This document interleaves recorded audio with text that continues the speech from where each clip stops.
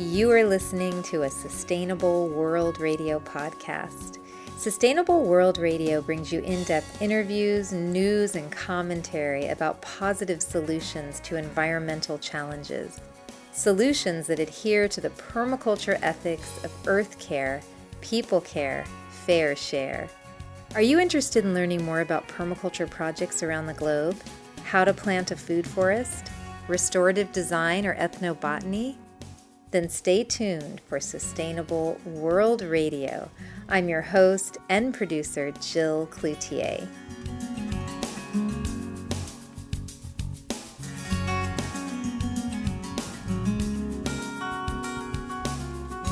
My guest today is Sylvia Bernstein. Sylvia is an aquaponics expert and author who has a degree in agricultural economics from the University of California, Davis.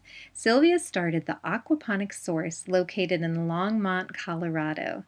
The Aquaponic Source offers a retail store, classes, and a laboratory, and information and guidance for aquaponics gardening in the home and at schools. I spoke to Sylvia from her home in Colorado, and the Skype connection and the audio quality is not the greatest for this episode. However, I felt that Sylvia's message was so interesting and important that I wanted to post this episode anyway, so I hope you enjoy it. What is the main difference between aquaponics and hydroponics? So there's actually real significant differences. Even though both of them are growing plants without soil, in a lot of ways, that's where the similarities end. So hydroponics tends to use chemical-based fertilizers, mineral salts, in order to grow the plants. They grow them in a pretty inert environment, meaning that there's not a lot of microbe and fungi and bacterial activity. It's really just taking that chemical fertilizer in water and growing the plants that way. There's all sorts of other things that make them different, but that's really the key there. Aquaponics is a very natural way to grow. It's essentially biomimicking a recirculating wetland is what you're doing. So it's a system type that actually exists in nature. Whereas hydroponics is very human intensive. It's a totally man-made construct. In aquaponics, we're actually inviting Mother Nature to help us in the management of an aquaponic system. It's not all about being a man-made system. It's very much a natural system. That's a really important differentiation between the two. So it sounds like in aquaponics, you're actually working more with the microbes and the bacteria that's living in the system. Yeah, exactly. So that's kind of another key, is that we tend to think of our systems as ecosystems. We are creating constructed ecosystems. Whereas with hydroponics, they tend not to really like having a lot of bacteria in their systems. Bacteria is a bad word in the hydroponic world. It's a really good word in the aquaponic world. We love inviting beneficial bacteria and fungi and all sorts of stuff, just like you would in an organic soil. Aquaponics isn't a new form of gardening. Can you tell us a bit about its history? Oh, yeah. And in fact, it's, you can go all the way back to the Aztecs that used to grow plants on rafts that they made out of woven reeds that they would float in the lake. And the plant roots would just grow straight into the water. And if they were ever in danger or under attack, they could move these rafts into the sort of the side tributary waterways. And so that is basically aquaponic growing. It was growing without soil, and the plants were growing into the lakes themselves. The Hanging Gardens of Babylon are really an aquaponic system. They were an early aquaponic system. But if you really get into more modern agriculture, Dr. James Ricosi from the University of the Virgin Islands was really credited with being sort of the father of aquaponics. He and his students came up with the term aquaponics. And he spent his 30-year career really studying and perfecting a commercial version of this, meaning a bigger system that you would use on a farm. And so his whole life's work at the University of the Virgin Islands was around this. He retired a few years back and is now happily living in Thailand. But that was really what started the whole thing, because he came from the aquaculture side. He's PhD in aquaculture, and he was used to working with tilapia, and he wanted to spend his studies studying using plants to filter the water for fish. And he turned to the usual plants that are used for filters, reeds and rushes and cattails and things that you would find in nature in a recirculating wetland. But he had an aha moment where it was like, well, wait a minute, why don't I just grow plants that people can eat, right? There's nothing that stops us from growing plants that people can eat. So that's what really turned the whole thing around. Then there was a couple in Missouri named the Sporanios, and they took this concept and they created the first gravel or media-based aquaponic system. And that's what's sort of become sort of the branch of aquaponics, media-based, that is used mostly for home, smaller gardens and school gardens. And that's what we really specialize in at the Aquaponic Source, is these media-based systems. One of the benefits of aquaponics is that it can be done almost anywhere. I've seen aquaponics systems in parking lots. I've heard about them in shopping malls, and in many urban areas, they're being set up in places that don't have access to good soil or any soil. It's almost all pavement. Can you tell our listeners about this?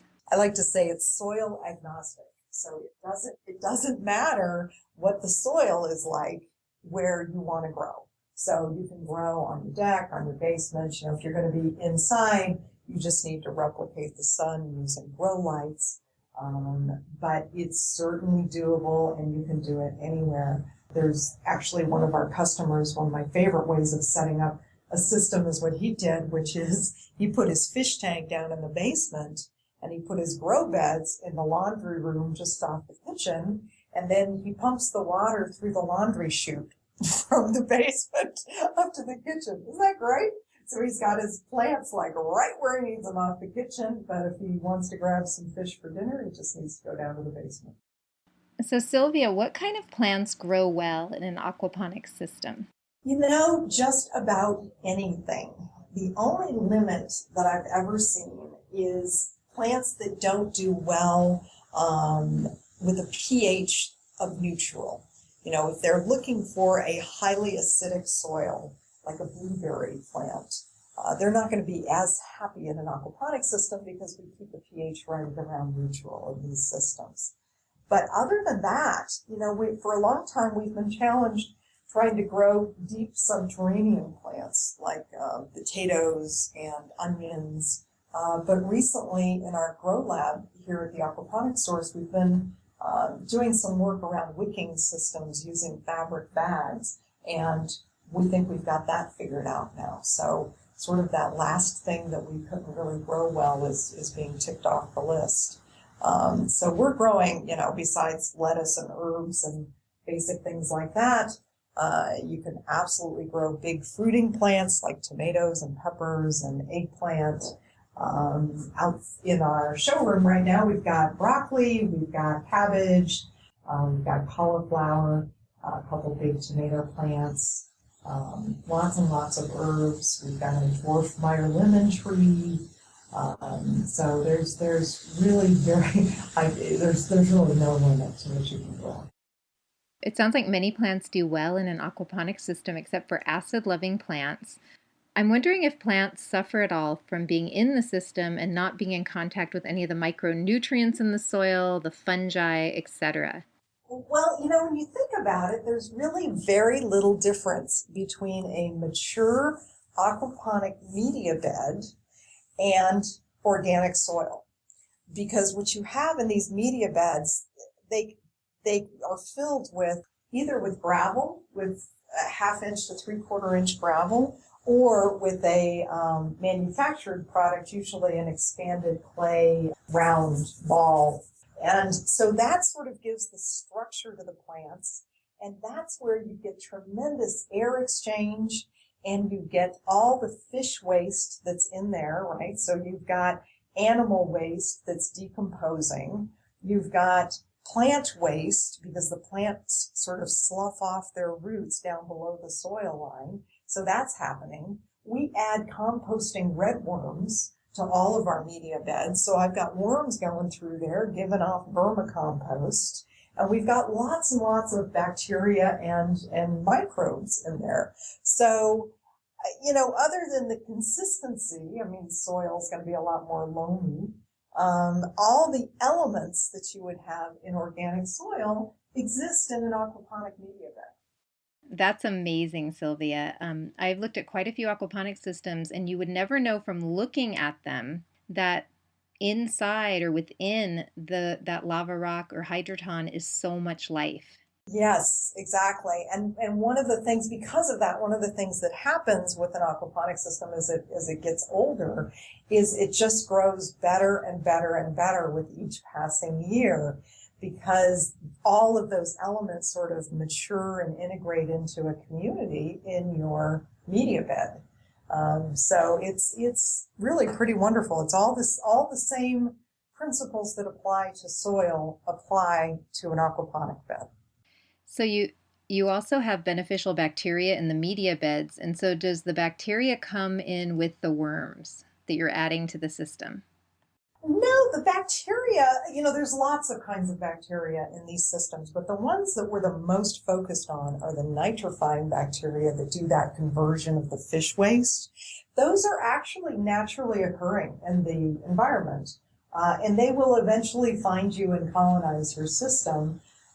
But when you're going through that colonization, a process called cycling, you can actually speed it up pretty dramatically by inoculating with bacteria from some other source and sort of jump-starting the whole process. Is that something that you would buy, or where would you find the bacteria to add to your system? You can absolutely buy it. There are really good bottled sources out there. Or, frankly, if you have a friend that has an aquarium, if you just get the sponge off the aquarium, the sponge from the filter, that works great. If you've got a friend that has an aquaponic system, get some of the water and the media from their system. Or even if you think about it, a river, lake, the sort of slimy rocks that are in there, the ones that you slip on when you're trying to go walk into the lake, right? That what you're slipping on, there's bacteria in there. And that sort of slime that's on those surfaces is the bacteria. And so if you took a slimy rock and buried that down in your media, that would certainly inoculate your system with this beneficial bacteria. Okay, so now your system has beneficial bacteria and it has worms. Is there fungi in an aquaponic system? And do you want fungi in your aquaponic system? Yes, that definitely develops in the media beds. Okay. You bet, just like it does in soil. Interesting. So what about the red worms? Do they live in the media itself in the system? They are, which is really interesting to me because most people think that the worms, won't they just drown? But the worms actually breathe through their skin all over their body. And as long as they have lots of oxygen in the water environment, they're perfectly fine. So these systems have a ton of oxygen in them because we have to do that for the fish. And because of that, the worms just thrive. I've even had worms, we've got a separate tank called a sump tank, which is where all the water sort of comes and goes from, separate from the fish tank. And I've had worms that have just lived in the water in my sump tank perfectly fine, which is kind of crazy. But where they tend to congregate is wherever the water's coming into the bed, because there's a lot of fish poo there. And they tend to congregate around the roots of the plants. Anytime you pull a plant out of these systems, you'll find a lot of worms sort of integrated in the roots. And Sylvia, these are specifically red wiggler worms, right? Yes, yes, not earthworms. You don't want to go that route. That Yeah. is the red wrigglers, the composting worms. Now we know about the microbes that live in an aquaponic system. We know about the earth or the red wiggler worms that are there. Let's start talking about fish. Any kind of freshwater fish is going to thrive in these systems as long as it's a fish that is sort of used to being in captivity. Um, you just wouldn't believe the wide array of fish that people are using. And when you're selecting your fish, to me, the first sort criteria is, do you want to eat the fish or not eat the fish? Is this going to be an ornamental fish, koi, goldfish, that kind of thing? Or is it going to be a fish that you're growing to actually eat? And then you want to pay attention to the temperature that the fish thrives in. Is this more of a warm weather fish or a cold water fish? And, sort of go from there. But we tend to grow a lot of tilapia in our systems, mainly because they're just super easy. And they grow really fast, and they will reproduce in captivity really nicely. So you get tilapia once, and you will have tilapia forevermore. Wow. And they make a really nice fish for these systems. But we also have some catfish in our systems. They coexist great with the tilapia. We put a pleco or a plecostomus in all of our tanks because they sort of act as the cleanup crew. They are algae eaters. We call them the Roombas of the fish tank. And that's most of what we're growing, but I've got a friend nearby that's growing hybrid striped bass. We've grown bluegill in the past. For those that are in the Midwest, a lot of times they'll turn to perch. And then there's trout. Here I'm in Colorado, and trout's a big deal here. Trout are a little more challenging because they like really cold water, and they like it to be sort of rushing with the current and lots of oxygen. So trout are kind of a more advanced fish, but it's absolutely possible. Wow. So, how long do the fish usually live in your system? And if you're raising them for food, how long do you wait before you harvest them? And does that depend on the kind of fish that you have in your system? It totally depends on the fish. Yeah, the kind of the fastest growing of the game fish that I know of is a tilapia for sure. About a year from little fry or fingerling size up to plate size. And that's about as fast as you'll see. Other fish, it's a year and a half to 2 years in there. So and they end up growing at different rates too. So what you'll find is if you've got a tank and you've got about, 25 fish in there, that they won't all be ready for harvest at the same time. You've got, it's called the runts and the bullies. And the bullies are the ones that, sort of elbow or they fin their way up to the top to be the first ones to always eat the food. And then the runts sort of hover in the background. And the bad news about being a bully, payback comes because they're the first ones to get harvested out of the tank, right? So it's the runts that are the smarter ones, I think. But The Gandhi fish, the non-violent. yeah, right, right. The pacifists. The times I've been to aquaponic sites, there is just so much life there, at least the ones I've been to outside.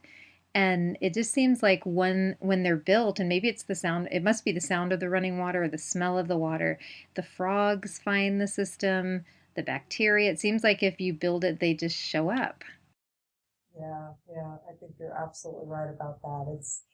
There's a dynamism in an aquaponic garden that you just don't get in a regular garden. I mean, there's all sorts of life in a regular garden for sure, but there's something about that, the sound of the rushing water and the fish jumping up to greet you, and it's pretty great. It is great. And you've already mentioned some of these, but I would like you just to do a quick recap of maybe the top 2 to 3 benefits of growing plants and fish aquaponically. If you don't mind, I Uh-huh. will break that list into sort of global benefits and then personal benefits, because to me they're very distinct lists.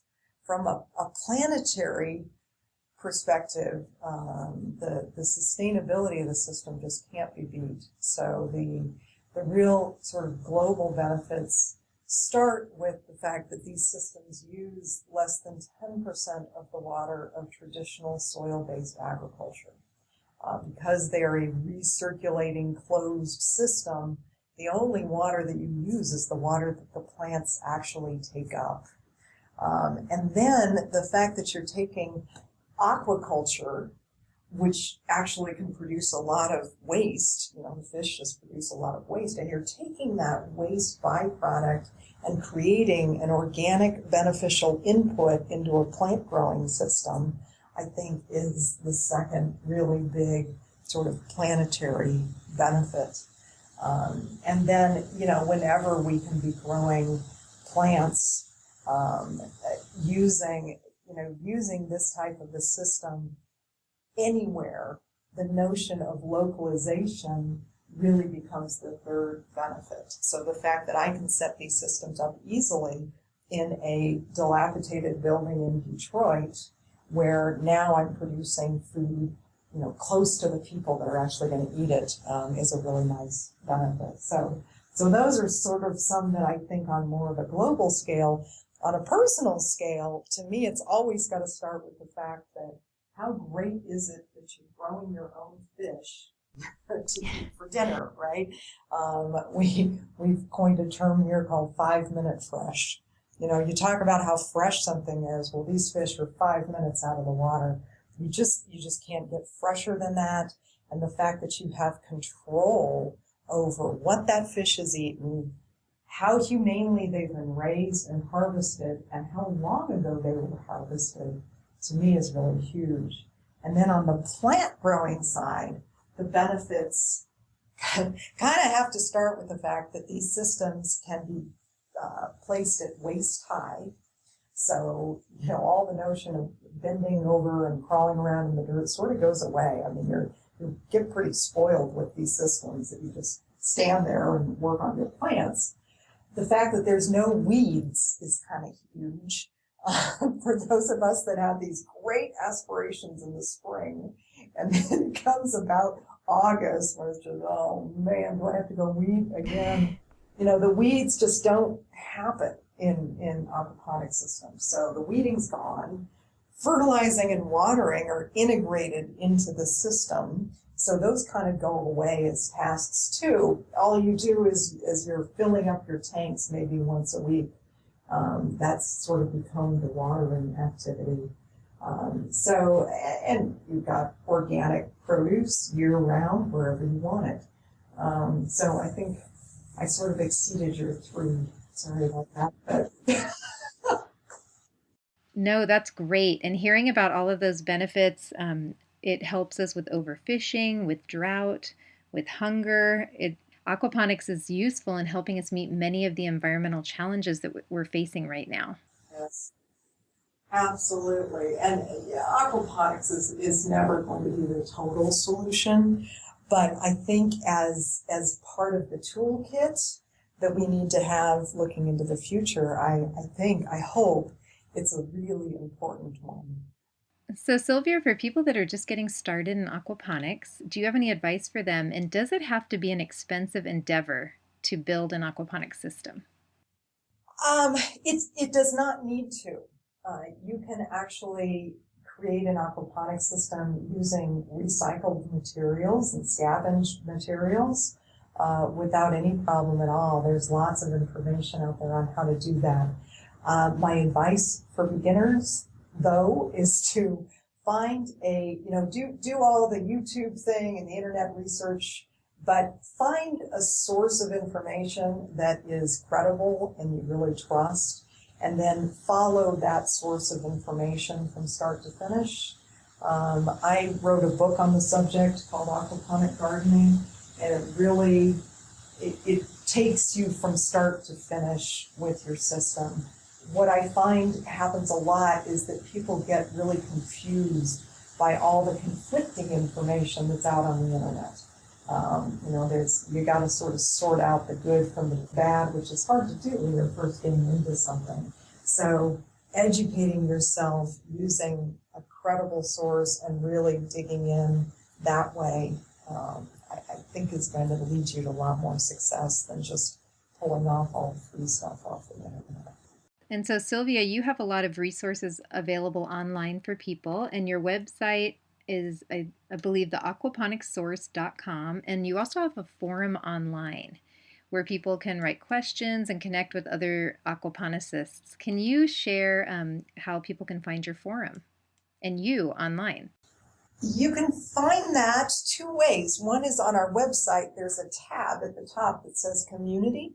And if you hit that, you'll go into the community site. The other is if you just type in aquaponicscommunity.com, that'll take you straight into the community. And that's a free resource. And you're right, I think there's nearly 14,000 people on there now.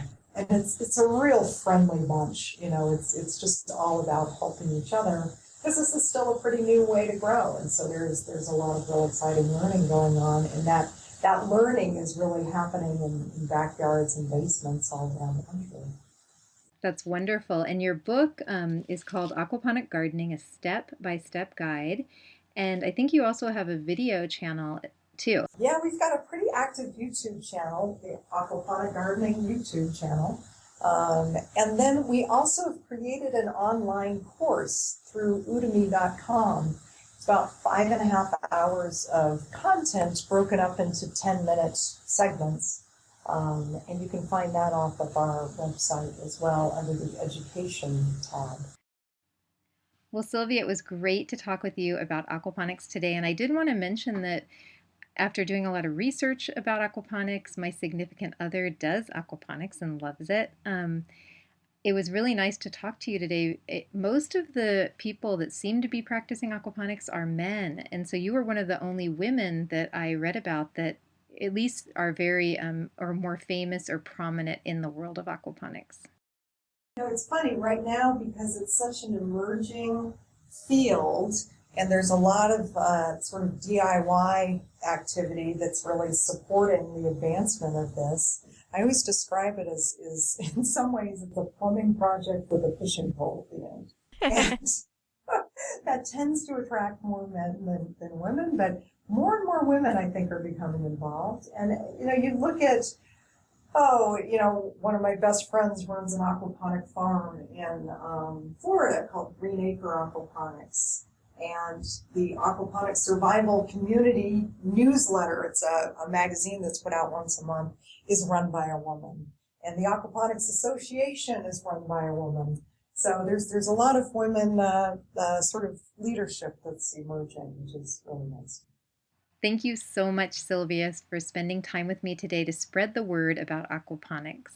Well, I really appreciate you helping me to spread that word. You've been listening to a Sustainable World Radio podcast. You can find us online at sustainableworldradio.com and also on iTunes. For more information about permaculture and ecology, visit the Sustainable World Media YouTube channel, where you'll find videos about permaculture, aquaponics, organic gardening, rainwater harvesting, and much, much more. Sustainable World Radio is a listener-supported program. If you like what we do, please consider making a donation to the show. I'm your host and producer, Jill Cloutier, and thank you so much for listening.